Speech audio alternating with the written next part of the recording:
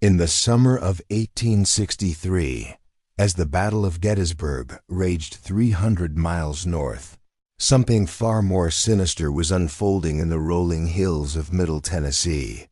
Federal investigators would later discover that 73 people had vanished without a trace from a single cotton plantation over the course of just 18 months.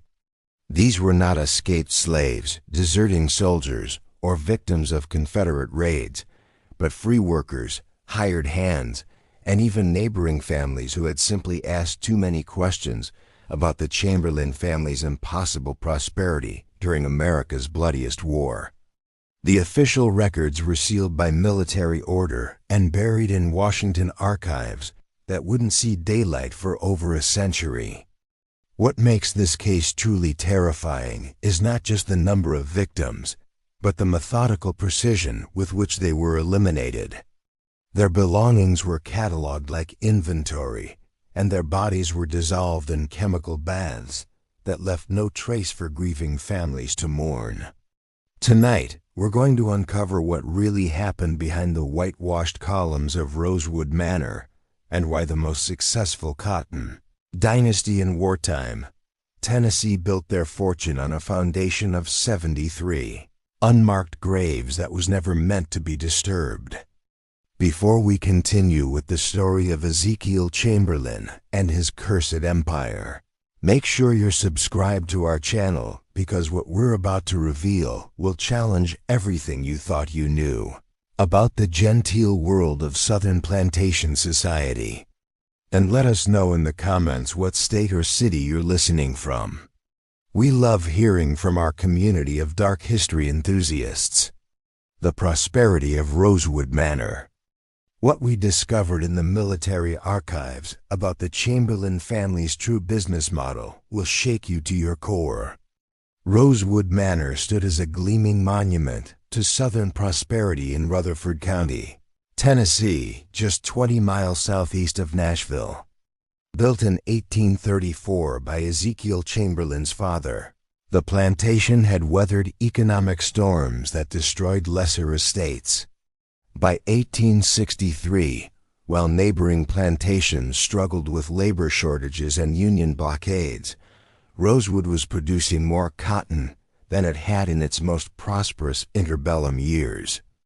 The three-story Greek Revival mansion, with its 6 towering Corinthian columns and double-tiered wraparound galleries, commanded a view of nearly 2,000 acres of the richest black soil in Middle Tennessee. The house itself was a masterpiece of antebellum architecture, featuring hand-carved Italian marble fireplaces, crystal chandeliers imported from France, and mahogany paneling that had been seasoned for 7 years before installation. Ezekiel Chamberlain had inherited more than just land from his father Josiah. At 42, he possessed the calculating mind of a born businessman and the ruthless determination that had made the Chamberlain name synonymous with success throughout the Cumberland River Valley. Standing 6 feet tall with piercing gray eyes and prematurely silver hair, Ezekiel carried himself with the bearing of Southern aristocracy, but those who knew him well recognized something colder beneath the polished exterior. His hands, though soft from a life of privilege, bore unusual calluses not from honest labor, but from activities his neighbors would never have imagined. Unlike many plantation owners who had fled south as Union forces approached Nashville in February 1862, Ezekiel remained, claiming neutrality while secretly negotiating cotton contracts with both Confederate quartermasters and Union procurement officers. His strategy was brilliant in its audaciousness. He sold cotton to the Confederates at inflated wartime prices, then sold the same cotton to Union forces when they intercepted Confederate supply trains, collecting payment twice for the same goods. But this was only the beginning of his elaborate deception. The Chamberlain family. Ezekiel's wife, Margaret, a steel-willed woman from an old Virginia tobacco family, manage the domestic affairs with the precision of a military commander. At 38, she had been considered a great beauty in her youth, but the years had hardened her features into something that inspired more fear than admiration among the plantation's workers. She kept meticulous records of every aspect of household operations, from the weekly consumption of flour and molasses to the exact number of candles burned in each room. Her account books were works of art in themselves, filled with precise entries written in her distinctive copperplate handwriting. What those books didn't record, however, were the conversations she had with her husband late at night, planning operations that went far beyond the management of cotton and slaves. Their twin sons, Daniel and Samuel, both 21, had inherited their parents' cold intelligence, but lacked the older generation's patience and subtlety. Daniel, the elder by 17 minutes, was a thin, nervous young man with his father's gray eyes and a habit of constantly adjusting his spectacles when planning something unpleasant. He had studied bookkeeping and chemistry at the University of Tennessee before the war interrupted his education knowledge that would prove invaluable to the family's secret enterprises. Samuel was broader and more physically imposing than his brother, with powerful shoulders and hands that seemed too large for his body. He had always been the more violent of the twins, the one who enjoyed the practical aspects of their father's business in ways that sometimes disturbed even Ezekiel. A sinister operation. The spring of 1862 brought chaos to Tennessee that seemed to offer unlimited opportunities for those clever enough to exploit the situation. Federal troops occupied Nashville, Confederate forces controlled much of the countryside, and the Cumberland River became a contested waterway where fortunes could be made or lost with a single cargo shipment. Most plantations had lost their enslaved workforce to Union lines or Confederate impressment, but somehow Rosewood Manor continued to operate at full capacity. Neighbors whispered about Ezekiel's seemingly endless supply of workers, men and women who appeared at dawn in the cotton fields and disappeared back into the quarters at dusk, faces hidden beneath wide-brimmed hats and head wraps that made individual identification nearly impossible. The truth was more complex and far more sinister than anyone imagined. Following President Lincoln's preliminary Emancipation Proclamation in September 1862, Ezekiel had made a calculated decision that would seal his family's fate and the fate of dozens of innocent people seeking nothing more than honest work during desperate times.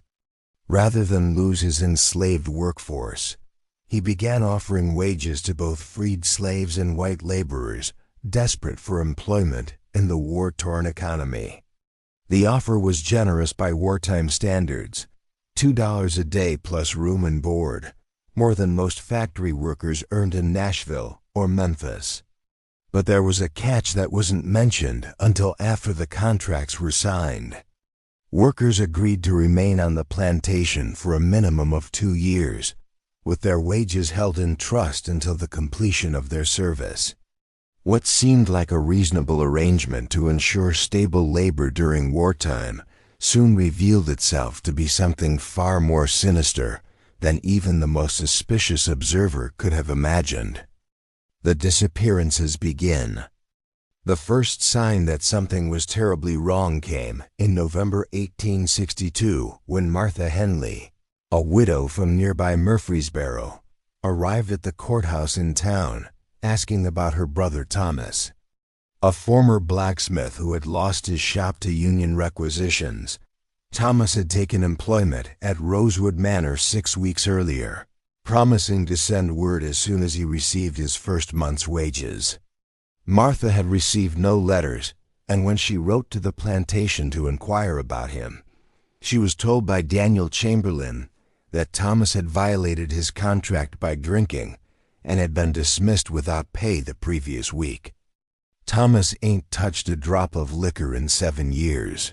Martha told Sheriff Coleman Briggs her weathered hands trembling as she clutched a faded daguerreotype of her brother. The photograph showed a sturdy man with kind eyes and the calloused hands of a craftsman. Not since our father died from the bottle. Thomas swore on Papa's grave he'd never drink again, and I believe him true as gospel. He was the most reliable man I ever knew, never missed a day of work in his life, never broke a promise to anyone. Sheriff Briggs, a thin man with prematurely gray hair who had known the Chamberlain family for 20 years, assured Martha that he would investigate, but something about her story bothered him. Thomas Henley was well known in Murfreesboro as a skilled blacksmith and a man of his word.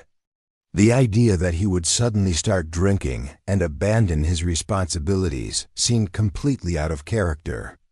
Still, people sometimes changed during wartime, and the stress of losing his livelihood might have driven Thomas back to the bottle despite his best intentions.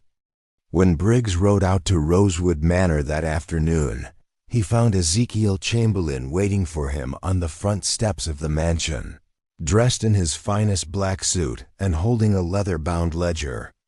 The plantation owner's timing seemed oddly convenient, almost as if he had been expecting this exact visit. "I anticipated your arrival, Sheriff," Ezekiel said, his voice carrying the cultured accent of Virginia aristocracy despite 3 decades in Tennessee. Regrettably, Thomas Henley proved to be unreliable. We discovered him stealing tools from the blacksmith shop and found a whiskey bottle hidden in his quarters. I have documentation of the incident signed by 3 witnesses. The sheriff examined the papers. Everything appeared to be in order. The signatures belonged to Samuel Chamberlain, the plantation's head overseer Josiah Creek, and a field hand named Moses Washington, who claimed to have seen Thomas drinking behind the cotton gin on the night in question. The handwriting was consistent, the dates were correct, and the charges seemed detailed enough to be credible. But something bothered Sheriff Briggs about the encounter that he couldn't quite identify. Ezekiel's manner was too prepared, too rehearsed, as if he had been expecting this exact conversation and had spent considerable time planning his responses. His gray eyes never wavered from the sheriff's face, but there was something calculating in his gaze that suggested he was constantly evaluating how his words were being received. And there was something else, a smell that lingered around the plantation's outbuildings, something chemical and sharp that seemed out of place among the usual odors of a working farm. It reminded Briggs of the smell that hung around the town's tannery, but more intense and somehow more unpleasant. "I hope you understand, Sheriff, that I cannot allow theft and drunkenness to go unpunished," Ezekiel continued, closing the ledger with a decisive snap. "Discipline is essential to maintaining order, especially during these troubled times." Thomas Henley was given every opportunity to reform his behavior, but he chose to squander that chance. Briggs nodded and tucked the papers into his coat pocket. But as he rode away from Rosewood Manor, he couldn't shake the feeling that something was fundamentally wrong with Ezekiel's story. The documentation was too perfect, too convenient, and the witnesses too readily available. In his 15 years as sheriff, he had learned to trust his instincts, and every instinct he possessed was screaming that the Chamberlain family was hiding something. 3 days later, Martha Henley's body was discovered floating in Stones River, apparently the victim of a tragic accident while searching for her missing brother.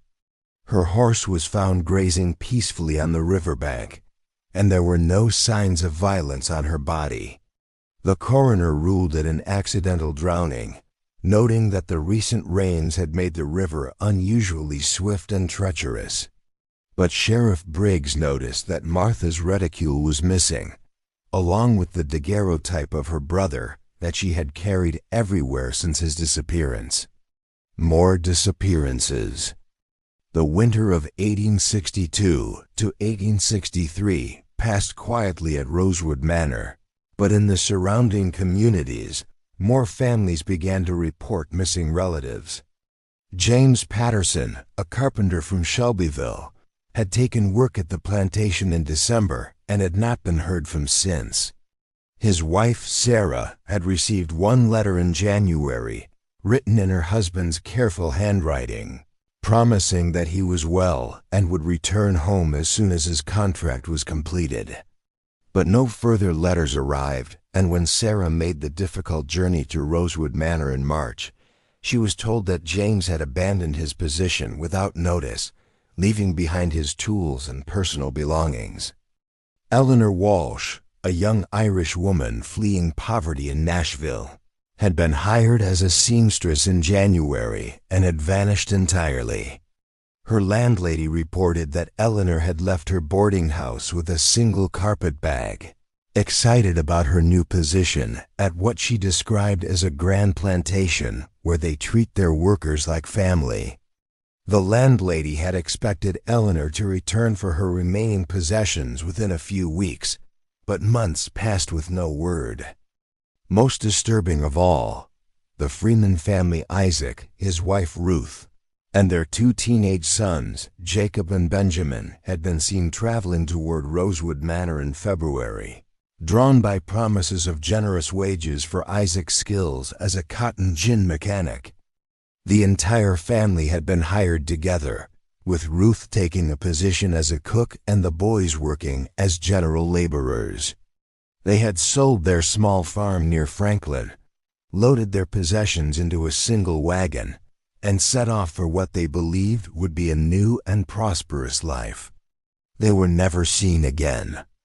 Each time Sheriff Briggs investigated these disappearances, he found the same pattern. Ezekiel Chamberlain would produce carefully documented evidence of contract violations, theft, drinking, violence, or simply abandoning their posts without notice. The paperwork was always perfect, the witnesses always credible, and there was never any trace of the missing workers. It was as if they had simply vanished from the face of the earth, leaving behind only carefully crafted stories of misconduct and betrayal. Josiah Creek's discovery. But Josiah Creek, the head overseer at Rosewood Manor, was beginning to harbor serious doubts about his employers. A massive man with arms like tree trunks and a face weathered by 40 years of outdoor labor, Creek had worked for the Chamberlain family since Ezekiel's father purchased the plantation in 1834. He had seen the cruelties of the slave system and had participated in his share of brutal punishments. But what was happening at Rosewood Manor in 1863 was different, systematic, calculated, and utterly without conscience in ways that disturbed even a man who had spent his life enforcing the harsh discipline of plantation society. Creek first noticed discrepancies in early March when he realized that the plantation's food stores were lasting much longer than they should have, given the supposed number of workers. According to the official records maintained by Daniel Chamberlain, there were 67 people employed at Rosewood Manor, not counting the family members and household staff. But when Creek began keeping his own careful count of the men and women laboring in the fields, he could account for no more than 39 actual people. Where were the other 28 workers? The answer came to him gradually through a series of observations that chilled him to the bone. Late at night, usually around 2 or 3 in the morning, he would see Daniel and Samuel Chamberlain moving through the workers' quarters with lanterns, always accompanied by 2 silent men Creek didn't recognize, pale, gaunt figures who seemed to appear and disappear like phantoms. These mysterious strangers wore the clothes of working men, but their hands were soft, and their movements suggested education and refinement rather than physical labor. Most unsettling of all, they carried leather satchels that seemed to contain medical or surgical instruments. These midnight visits always coincided with workers failing to appear for the morning roll call. Creek would go to their quarters to investigate, only to find the cabins empty and carefully cleaned, with no sign that anyone had ever lived there. Personal belongings, tools, extra clothing, everything would be gone, as if the missing workers had never existed at all. On a humid night in April 1863, Creek's growing suspicions finally drove him to follow the Chamberlain brothers as they made their rounds through the workers' quarters. Keeping to the shadows between the wooden buildings, he watched as Daniel and Samuel entered the cabin of a field hand named Benjamin Carver, a free black man from Memphis who had been asking too many questions about missing co-workers. Carver had been employed at Rosewood Manor for only 3 weeks, but he had already begun to notice the same discrepancies that troubled Creek. He had been asking other workers about friends who had simply disappeared, wondering aloud why the plantation's population seemed to fluctuate so dramatically from week to week. The two brothers emerged from Carver's cabin 20 minutes later, carrying what appeared to be a heavy canvas sack between them. Even in the dim moonlight, Creek could see dark stains on the fabric, and the way the sack bulged and shifted suggested it contained something far more substantial than clothing or personal belongings. Samuel was breathing heavily from the exertion, while Daniel kept glancing nervously over his shoulder as they made their way across the plantation grounds. Creek followed at a distance as they headed toward the old family cemetery, located on a hill overlooking the plantation's cotton gin. The cemetery was enclosed by a wrought iron fence and contained the graves of 3 generations of Chamberlains, their headstones carved from expensive marble imported from Georgia. But instead of stopping at the formal burial ground, the brothers continued into the woods beyond, where Creek could see the flicker of torchlight among the trees, hidden behind a massive oak tree. Creek watched in growing horror as Daniel and Samuel were joined by their father Ezekiel and the 2 pale strangers he had observed during previous midnight excursions. Working with practiced efficiency, the group lowered the canvas sack into what was obviously a pre-dug grave, but this was no ordinary burial. As Creek watched, one of the pale men produced a large glass bottle filled with a clear liquid and began pouring it over the contents of the grave. The chemical smell that had bothered Sheriff Briggs during his investigation filled the air, the sharp, acrid odor of quicklime. Ezekiel Chamberlain stood at the edge of the grave and spoke in a voice so low that Creek could barely make out the words. 73 souls to build an empire, each one a brick in the foundation of our dynasty. What we do here tonight ensures that our family will prosper long after this war has been forgotten. When the grave was filled and carefully camouflaged with fallen leaves and transplanted forest undergrowth, the group separated.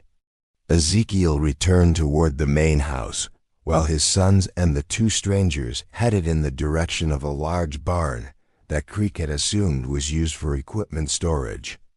His curiosity now overcome by a terrible certainty about what he had witnessed, Creek crept toward the barn and peered through a gap in the wooden siding. What he saw inside would haunt him for the rest of his life and convince him that he was working for monsters who had abandoned every pretense of human decency. The macabre factory. The barn had been converted into something that resembled a macabre factory designed for the systematic processing of human remains.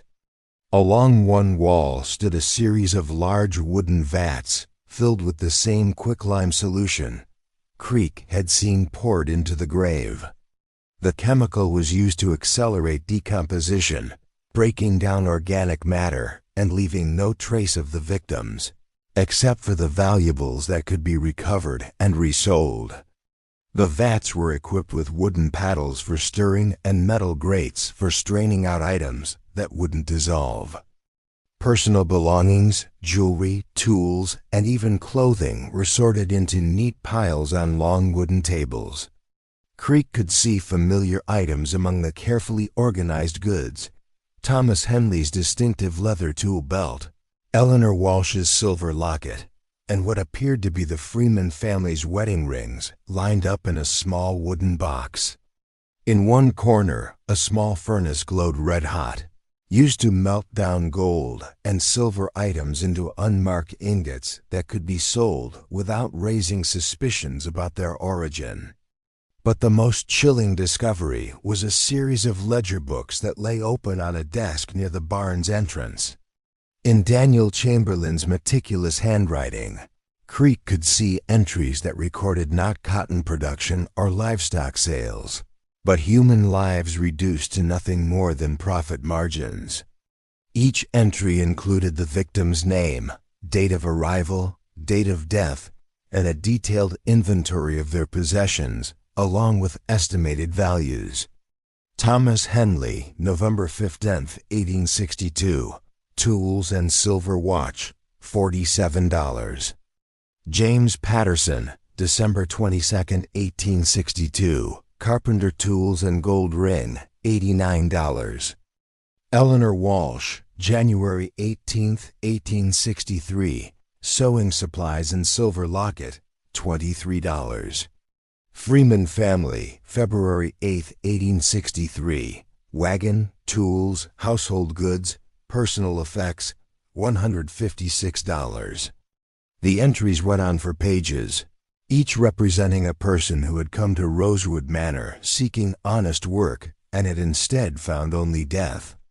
The total value of goods recovered from 73 victims came to over $4,000, more than enough to explain the Chamberlain family's continued prosperity during the lean war years when most plantations were struggling to survive. But Creek realized that this wasn't just about money. The Chamberlains weren't desperate people driven to crime by wartime hardships. They were systematic killers who had developed an efficient method for disposing of inconvenient people while profiting from their deaths.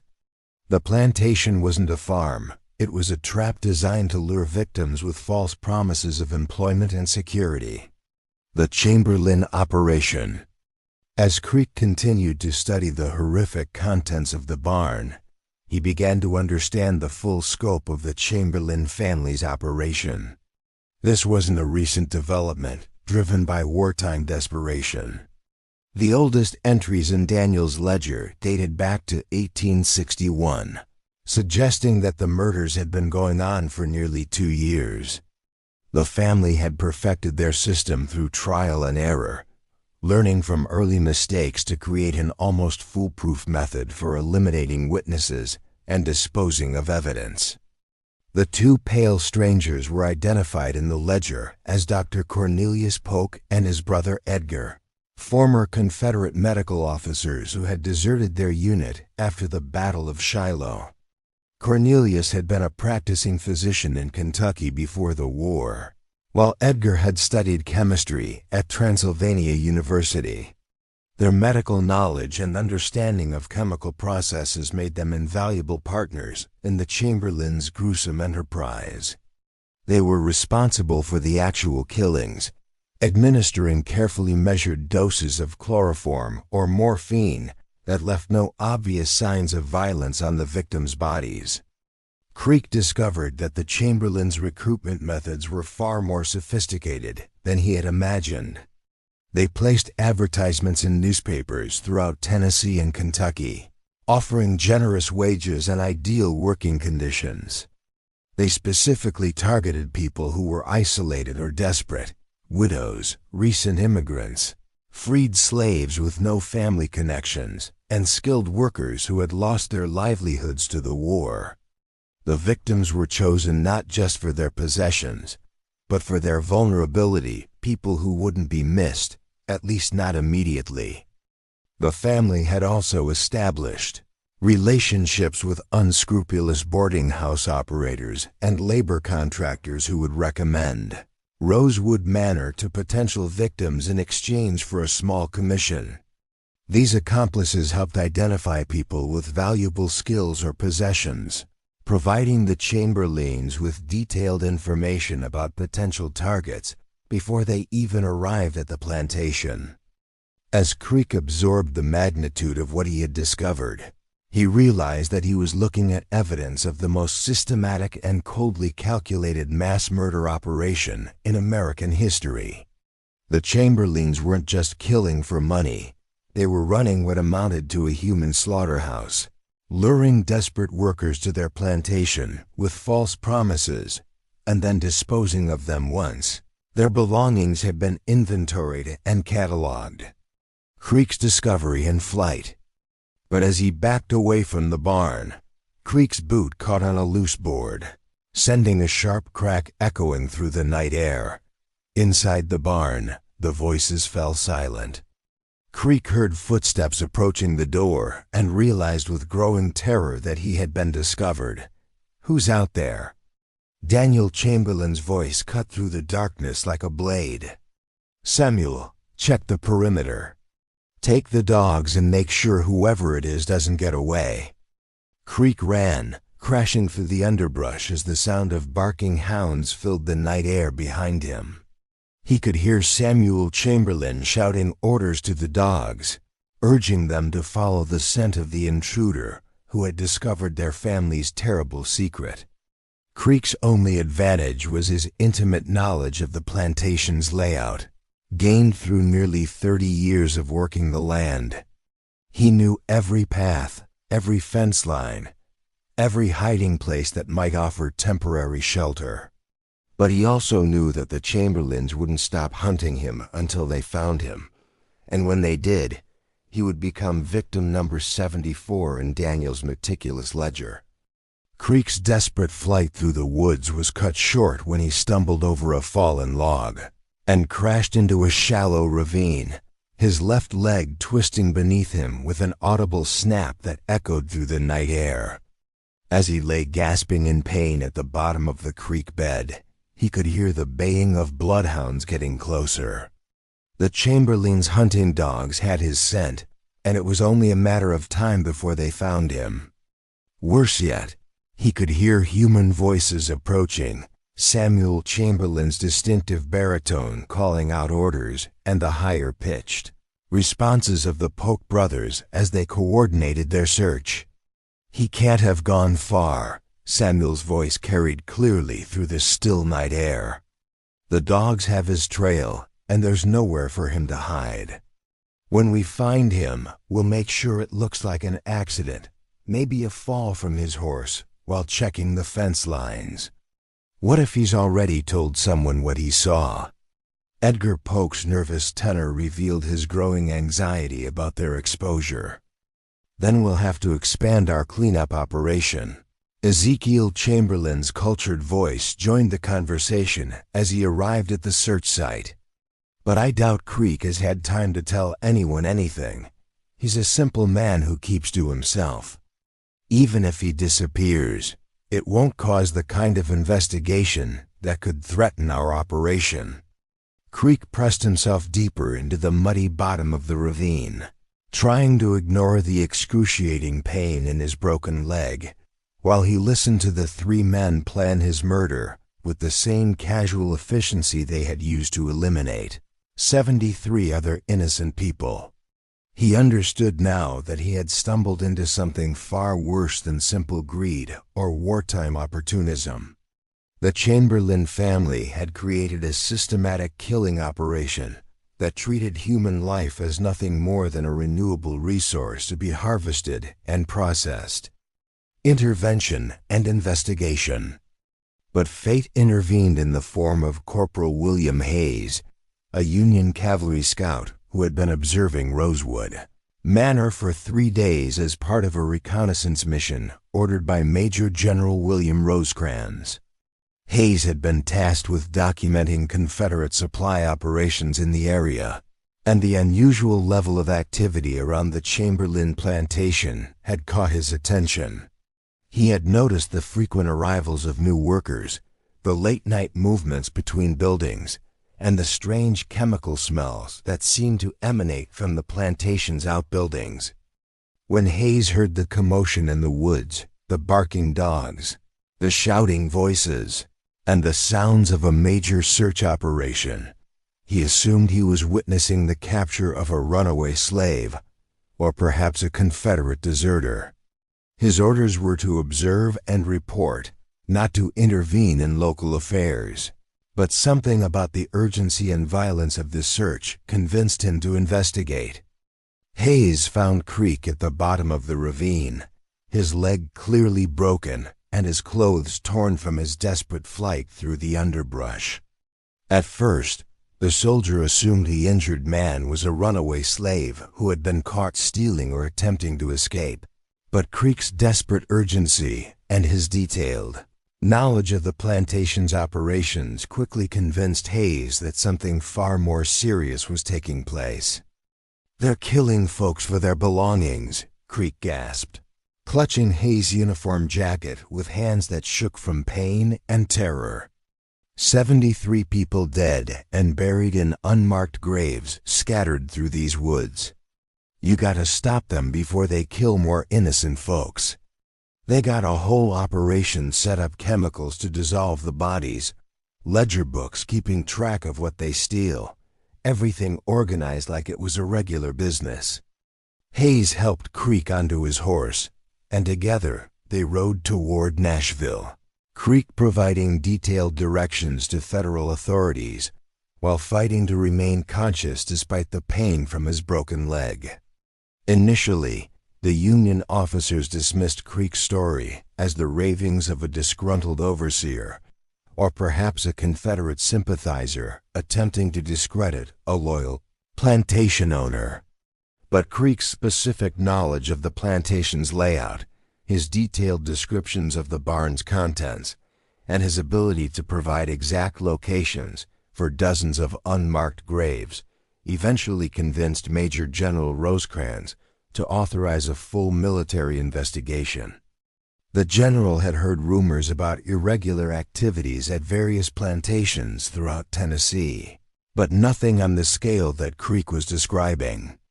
If even half of what the overseer claimed was true, then the Chamberlain family was operating what amounted to a private concentration camp designed to systematically murder and rob innocent civilians during wartime.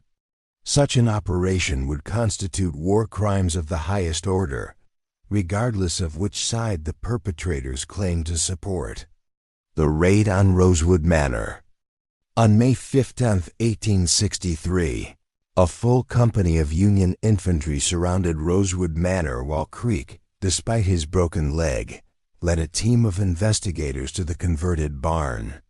What they found exceeded even Creek's horrific descriptions and shocked military investigators, who thought they had seen every possible atrocity that human beings could inflict upon one another. The barn contained evidence of an operation so systematic and coldly efficient that it redefined the investigators' understanding of organized murder. In addition to the quicklime vats and sorted belongings that Creek had described, they discovered detailed maps showing the locations of 73 graves scattered throughout the wooded areas surrounding the plantation. Each grave was marked with a simple wooden stake bearing a number that corresponded to entries in Daniel Chamberlain's ledger books. The ledgers themselves contained not just inventories of stolen goods, but detailed notes about the victims, their skills, their family situations, and even their physical characteristics. The investigators found evidence that the Chamberlains had been experimenting with different methods of killing their victims, apparently seeking the most efficient approach that would leave the fewest traces. Early entries described crude poisonings and staged accidents, but later records showed increasing sophistication in both the murders and the disposal of evidence. The Polk brothers had brought medical expertise that allowed the family to kill their victims quickly and quietly, using drugs that mimicked natural death or accident. Perhaps most chilling of all, the investigators discovered a detailed business plan written in Ezekiel Chamberlain's own handwriting, outlining his vision for expanding the operation after the war ended. He had calculated that the massive displacement of population during Reconstruction would create perfect conditions for systematic murder on an even larger scale. Freed slaves seeking work, displaced whites trying to rebuild their lives, and immigrants arriving from Europe would all provide a steady stream of vulnerable victims who could be eliminated without triggering major investigations. The Chamberlains escape. But when the soldiers attempted to arrest the family, they found Rosewood Manor abandoned. The Chamberlains had fled during the night, apparently warned by accomplices in town who had observed the military preparations. They had taken with them only what they could carry on horseback, abandoning a fortune in cotton, livestock, and machinery. More importantly, they had left behind evidence of their crimes that would shock even hardened military investigators accustomed to the brutalities of the Civil War. The two pale strangers who had assisted the Chamberlains were identified as Dr. Cornelius Polk and his brother Edgar, former Confederate medical officers who had deserted their unit after the Battle of Shiloh in April 1862. Military records showed that both men had been reported as missing in action, but Creek's testimony revealed that they had actually been recruited by the Chamberlains to provide medical expertise for their killing operation. Their bodies were discovered 3 days after the raid, floating in the Cumberland River with their throats cut, apparently silenced by their former employers to eliminate potential witnesses who could testify about the family's crimes. The aftermath. The excavation of the 73 graves took nearly 3 weeks and required engineers borrowed from the Nashville and Chattanooga Railroad. The quicklime had done its work well in most cases. Only fragments of bone and clothing remained to testify to the victim's existence, but those fragments were enough to confirm Creek's testimony and provide some measure of closure to the families who had spent months wondering about their missing relatives. The investigation revealed that the Chamberlain operation had been far more extensive than anyone had imagined. They had accomplices in Nashville, Memphis, Louisville, and even as far away as St. Louis boarding house operators, labor contractors, and newspaper publishers who helped identify and recruit potential victims. The network had been operating for nearly 2 years and had generated profits that allowed the family to live in luxury, while most of their neighbors struggled with wartime shortages. Federal authorities launched a massive manhunt for the Chamberlain family, offering substantial rewards for information leading to their capture. Wanted posters bearing their photographs were distributed throughout the South and as far north as Canada. But the family seemed to have vanished as completely as their victims. Some reports placed them in Mexico, others claimed they had fled to South America, and a few witnesses swore they had seen Ezekiel Chamberlain boarding a ship in Mobile bound for Europe with forged British passports. The truth about their ultimate fate was never established. Rumors persisted for decades about sightings in various locations, but none were ever confirmed. Some historians believe they died during their flight, possibly killed by Confederate forces who considered them traitors, or by Union troops who had orders to shoot them on sight. Others suggest they successfully escaped to a foreign country, where they lived out their lives under assumed names, their stolen wealth allowing them to start over in anonymity. The legacy of Rosewood Manor. Rosewood Manor was seized by federal authorities and converted into a military hospital for Union wounded. The irony was not lost on anyone that a house built on the profits of Systematic murder would spend the remainder of the war serving as a place of healing. The plantation's cotton fields were divided among freed slaves and white refugees who had lost their homes to the war, creating a community of small farmers who worked together to overcome the legacy of horror that had stained the land. The mansion itself, with its gleaming white columns and elegant galleries, stood empty for nearly 20 years after the war ended. Local residents avoided the property, claiming it was cursed by the spirits of the murdered victims. Several attempts to restore the house and grounds failed when workers reported strange noises, unexplained accidents, and an overwhelming sense of dread that made it impossible to complete their tasks. Finally, in 1884, the property was purchased by the Louisville and Nashville Railroad, and the mansion was demolished to make way for a rail yard and switching station. Today, nothing remains of the Chamberlain dynasty except for a small historical marker erected by the state of Tennessee in 1963, exactly 100 years after the discovery of the 73 graves. The marker, located on what is now a busy commercial street in Murfreesboro, reads simply, "In memory of the victims of Rosewood Manor, their names are known to God." Most people who pass the marker have no idea of the horror it commemorates, but local historians still tell the story of the cotton fortune built on unmarked graves.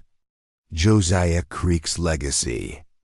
Josiah Creek, the overseer whose courage exposed the Chamberlain's crimes, survived the war and spent his remaining years working with federal authorities to locate the families of the victims and help them understand what had happened to their missing relatives.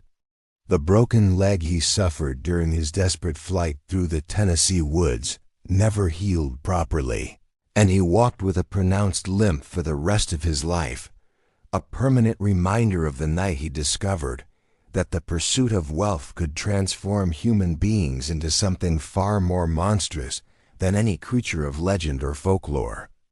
Creek's testimony at the subsequent military tribunal was instrumental in establishing legal precedents for prosecuting war crimes, though the Chamberlain family themselves were never brought to justice. He spent countless hours with military investigators, helping them understand the full scope of the killing operation and identify accomplices throughout the region. Many of these accomplices were eventually captured and tried, though most received relatively light sentences in exchange for their cooperation in revealing the extent of the network.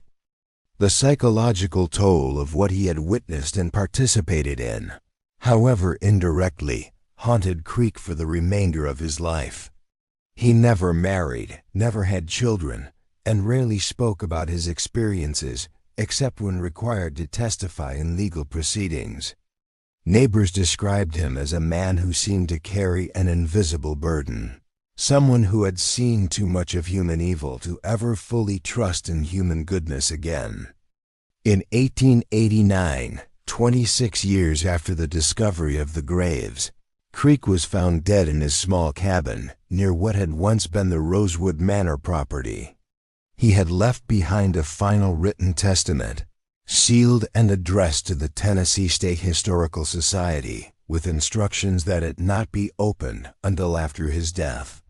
The document, written in Creek's careful handwriting, provided additional details about the Chamberlain operation that he had never revealed during his official testimony.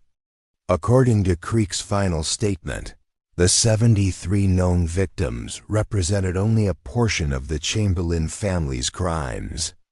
He estimated that the actual number of people murdered at Rosewood Manor was closer to 100, with the additional victims being transients, runaway slaves, and other individuals whose disappearances would never be reported to authorities. The family had been particularly careful to target people who existed on the margins of society, individuals whose deaths would cause minimal disruption to the normal functioning of the community.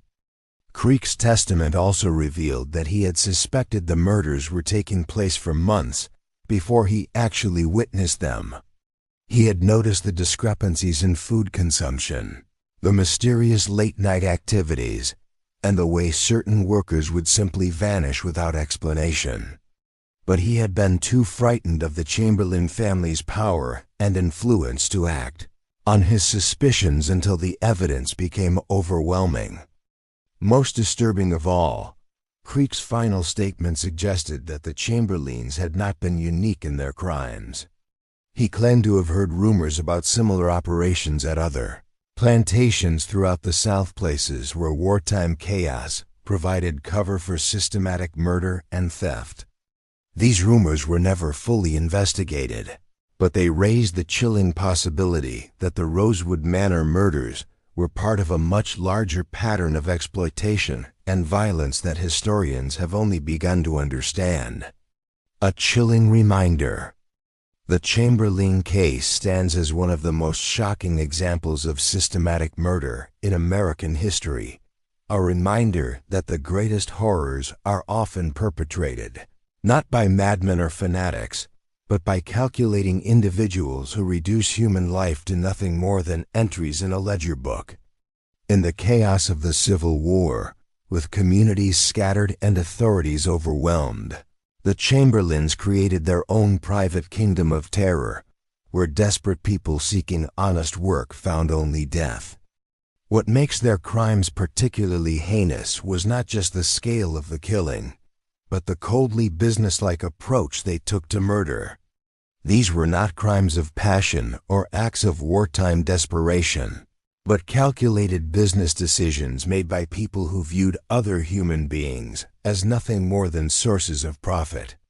The meticulous record-keeping, the systematic disposal of evidence, and the careful selection of vulnerable victims all point to a level of premeditation that defies comprehension.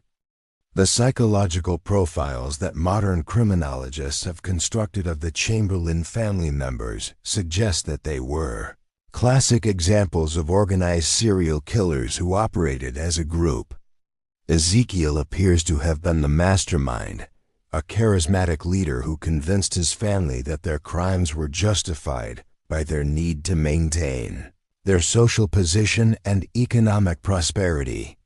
Margaret served as the operational manager, handling the logistics of the killing operation with the same efficiency she brought to managing household affairs. The twin sons, Daniel and Samuel, represented different aspects of the criminal personality. Daniel, the meticulous record keeper who reduced murder to bookkeeping, and Samuel, the enforcer who enjoyed the physical aspects of their crimes. The involvement of the Polk brothers adds another layer of horror to the story, demonstrating how professional medical knowledge could be perverted in service of systematic murder. Their desertion from Confederate medical service and subsequent partnership with the Chamberlains shows how the chaos of wartime could provide opportunities for individuals to reinvent themselves in the most sinister ways possible. Perhaps most disturbing of all is the realization that the Chamberlain operation might have continued indefinitely if not for Josiah Creek's accidental discovery of their crimes. The family had created such an efficient system for eliminating witnesses and disposing of evidence that they might have murdered hundreds more victims before finally being exposed. The fact that they nearly escaped justice entirely and may have successfully fled to live out their lives in comfort elsewhere demonstrates how difficult it can be to hold such calculating criminals accountable for their actions. A lasting legacy. The legacy of the Rosewood Manor murders extends far beyond the immediate tragedy of the 73 known victims. The case helped establish important legal precedents for prosecuting organized crime and war crimes, concepts that would become increasingly important in the 20th century. The systematic nature of the Chamberlain operation and the family's use of legitimate business structures to conceal their crimes provided a template that law enforcement agencies would use to understand and combat similar criminal enterprises. The story also serves as a sobering reminder of how economic desperation can make people vulnerable to exploitation by those who lack basic human decency. The victims of the Chamberlain operation were not wealthy or powerful people who might have been targeted for political reasons. They were ordinary working people who had lost their livelihoods to war and were seeking nothing more than honest employment to support themselves and their families. Their trust in the promises of generous wages and fair treatment made them easy targets for a family that had abandoned every principle of human morality in pursuit of profit. In the years following the Civil War, as the country struggled to rebuild and come to terms with the massive human cost of the conflict, the Rosewood Manor murders served as a stark reminder that some of the war's worst atrocities had been committed not by soldiers on battlefields, but by civilians who used the chaos of war to conceal their own private crimes against humanity. This mystery shows us that evil often wears a respectable face and hides behind the veneer of social respectability. The Chamberlains were not wild-eyed killers or deranged psychopaths. They were methodical businessmen who simply viewed murder as another form of commerce. Their crimes remind us that vigilance against such calculated evil is the price of civilization itself, and that we must never become so comfortable with prosperity and social stability that we forget to watch for those who would exploit the vulnerable for their own gain. What do you think of this story? Do you believe the Chamberlain family's ultimate fate was justice, or should they have faced trial for their crimes? Do you think there were other operations like this during the Civil War that were never discovered? Leave your comment below and share your thoughts about this dark chapter in Tennessee history.